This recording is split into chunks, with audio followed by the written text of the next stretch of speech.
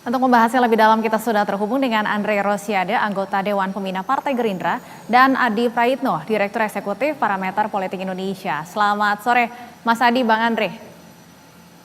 Selamat sore Mbak. Selamat sore, saya ingin ke Mas Ya, Adi terlebih selamat dahulu. sore Adi, Stefani. Selamat sore Bang Andre.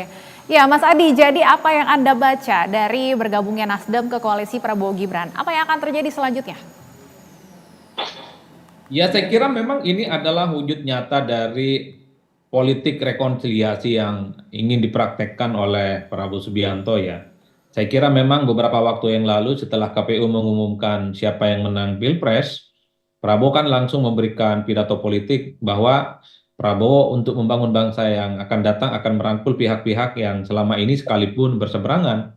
Itu artinya akan terjadi politik akomodatif, akan terjadi politik gotong royong yang saya kira memang sangat potensial. Prabowo Subianto itu akan menggandeng lawan-lawan politiknya yang selama ini berseberangan. Jadi apa yang disampaikan oleh Surya Paloh termasuk kemudian pertemuan dengan PKB beberapa waktu yang lalu ini kan menjadi satu sinyalmen yang dibaca oleh publik soal kemungkinan Nasdem dan bahkan PKB akan menjadi bagian dari koalisi dari Prabowo Subianto. Oleh karena itu ini kan sebenarnya sebagai bentuk betapa memang politik kita secara umum ya politik sesaat, persaingan itu sesaat, kompetisi itu sesaat karena setelah Pilpres usai yang mengemuka adalah politik saling berangkulan. Dari segi elit politik misalnya memang di budaya politik kita secara umum selalu ingin berangkulan dan selalu bekerja sama sekalipun saling berkompetisi. Itulah yang kemudian menjelaskan kenapa di zaman SBY dan Jokowi selalu merangkul pihak-pihak yang kalah. Yang kedua, tentu ada intensi dan keinginan untuk memperkuat barisan politik di parlemen. Sampai hari ini, 4 partai pendukung Prabowo dan Gibran itu kan baru mencapai 43%. Belum sampai 50% plus satu misalnya. Tentu itu sangat riskan kalau keputusan politik pemerintah nantinya itu mendapatkan protes dan resistensi dari parlemen. Oleh karena itu, demi kepentingan politik salah satunya mengamankan dukungan di parlemen, saya kira ini juga bagian dari salah satu bentuk lain kenapa misalnya Prabowo dan Gibran perlu merangkul pihak-pihak yang jelas-jelas berseberangan di Pilpres 2024 yang lalu. Saya kira di situ konteksnya, Stepan. Oke, Bang Andre, sebenarnya apakah bergabungnya Nasdem ke koalisi Prabowo Gibran ini sudah dikomunikasikan sebelumnya dengan partai-partai lain di koalisi Indonesia Maju? Jadi dari awal, Stefani, tadi disampaikan Adi, bahwa Pak Prabowo selalu mengedepankan beberapa hal ya. Selalu disampaikan oleh Pak Prabowo dalam debat maupun kampanye, bahwa pertama, syarat salah satu Indonesia bisa menjadi negara maju itu Indonesia harus guyup. Elitnya harus bersatu. Itu disampaikan berulang-ulang kali oleh Pak Prabowo di berbagai kesempatan. Yang kedua adalah yang disampaikan Pak Prabowo bahwa seandainya mandat rakyat diberikan kepada beliau, beliau dipercaya menjadi Presiden Indonesia ke-8, beliau ingin mengajak seluruh kekuatan politik yang ada untuk bergotong royong bersama-sama membangun bangsa dan negara Indonesia yang kita cintai. Jadi itulah politiknya Prabowo Subianto. Nah, tentu ya, yang ketiga, meskipun kami berbeda pilihan, berkompetisi dengan berbagai partai yang ada, tapi kerjasama kami di parlemen terus berjalan dengan berbagai partai yang ada, sehingga komunikasi terus berjalan meskipun kita berkompetisi di Pilpres maupun Pileg. Nah, sehingga setelah Pak Prabowo menang di quick count di 14 Februari, lalu kita ada perhitungan berjenjang, menyatakan Pak Prabowo menang, ya tentu komunikasi sudah dibangun. Ya, komunikasi di belakang layar, di belakang panggung itu sudah dilakukan dengan partai-partai politik yang ada. Nah, kapan silaturahim dan komunikasi di depan panggung? Ya tentu setelah MK dan setelah tanggal 24 penetapan Pak Prabowo oleh KPU setelah keputusan MK. Dan setelah itu ya tentu langsung politik panggung depan. Ya, politik panggung depan itu terlihat dengan pertemuan Pak Prabowo dengan PKB dan juga Partai Nasdem. Alhamdulillah kita bersyukur seluruh tokoh politik, seluruh pimpinan politik, semua berjiwa negarawan. Kita boleh berkompetisi yang keras, tapi setelah selesai, prosesnya selesai, kita bergandengan tangan kembali, berangkulan, bergotong royong membangun bangsa Indonesia kita cintai. Saya rasa inilah demokrasi Indonesia, demokrasi gotong royong, demokrasi kekeluargaan. Kita negara kesatuan Republik Indonesia boleh berkompetisi secara keras, tapi setelah selesai kita berangkulan, bergandengan tangan, bergotong royong kembali bersama-sama membangun bangsa dan negara. Seperti itu, Stephanie. Baik. Mas Adi, dengan bergabungnya Nasdem sudah ada 5 partai di pemerintahan Prabowo Gibran yang punya kursi di DPR. Menurut Anda, berapa partai yang kemudian atau berapa jumlah suara yang dibutuhkan oleh pemerintahan Prabowo Gibran supaya program-programnya bisa berjalan dengan lancar?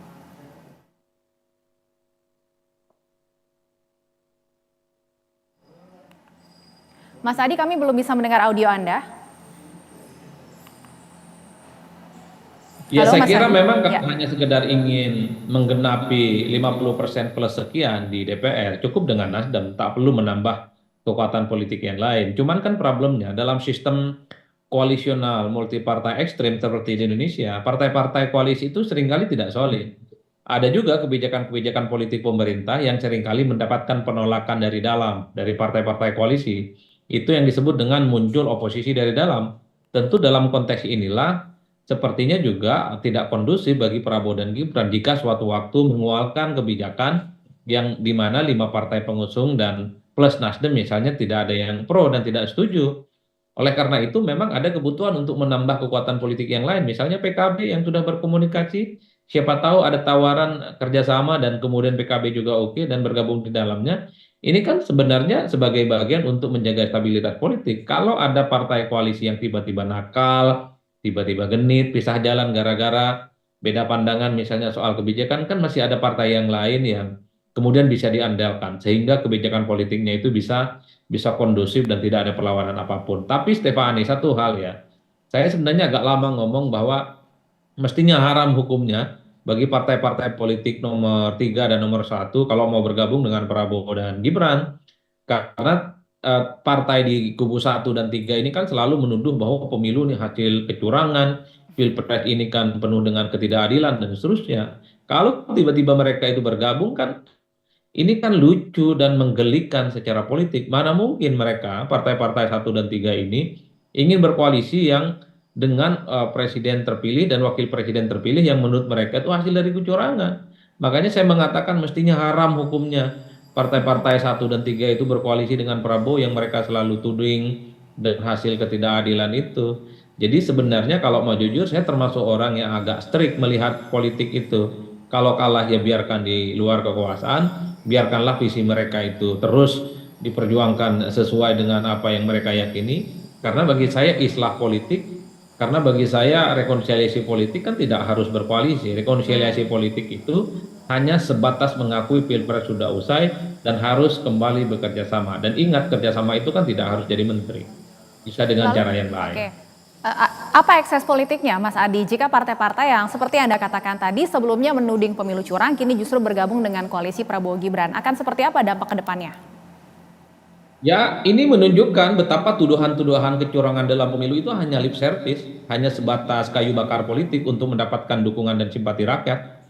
Karena pada nyatanya setelah Pilpres usai, MK memutuskan hasil akhir soal sengketa pemilu, dan nyatanya mereka langsung berubah sikap politiknya. Itu artinya apa? Tuduhan-tuduhan yang tidak bisa dibuktikan itu hanya halusinasi, hanya tuduhan-tuduhan yang tidak berdasar. Oleh karena itu publik akhirnya melihat bahwa ya kecurangan dalam pemilu itu hanya sebatas omon-omon, hanya sebatas argumentasi yang tidak bisa dibuktikan. Dan kacaunya iman politik partai yang selama ini berhadapan dengan Prabowo langsung berubah.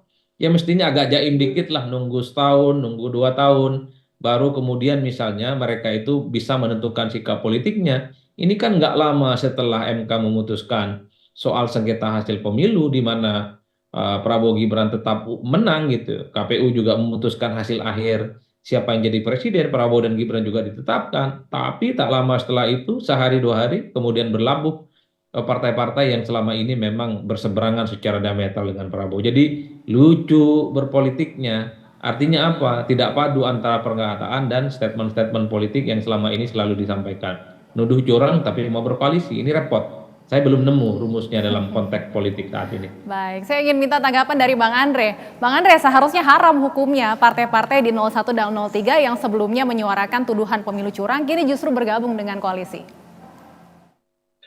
Ya, itu kan pernyataan Adi Praetno ya. Tapi yang jelas, rakyat Indonesia, mayoritas rakyat Indonesia menginginkan keguyuban, menginginkan persatuan.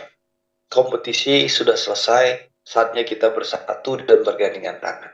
Saya rasa silaturahim, komunikasi ini baik ya dan bagus, apalagi Pak Prabowo juga menyampaikan bahwa ingin membangun pemerintahan yang kuat dan efektif. Sehingga janji politik yang disampaikan oleh Pak Prabowo, janji kampanye Pak Prabowo itu tidak omon-omon, tapi betul-betul bisa dieksekusi dan dirasakan manfaatnya oleh masyarakat. Karena sekali lagi, Pak Prabowo dan Mas Gibran ini memilih berkelanjutan, melanjutkan keberhasilan pemerintah Pak Jokowi. Jadi tentu kalau keberlanjutan itu tidak perlu ada transisi, tidak butuh waktu untuk penyesuaian.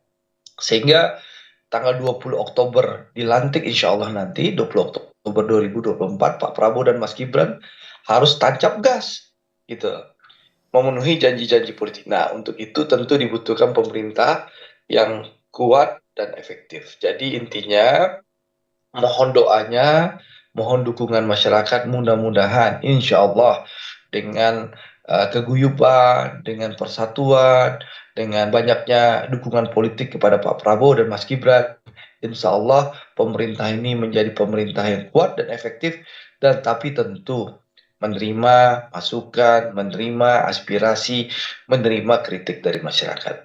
Insya Allah, mohon Baik. doanya dan dukungannya.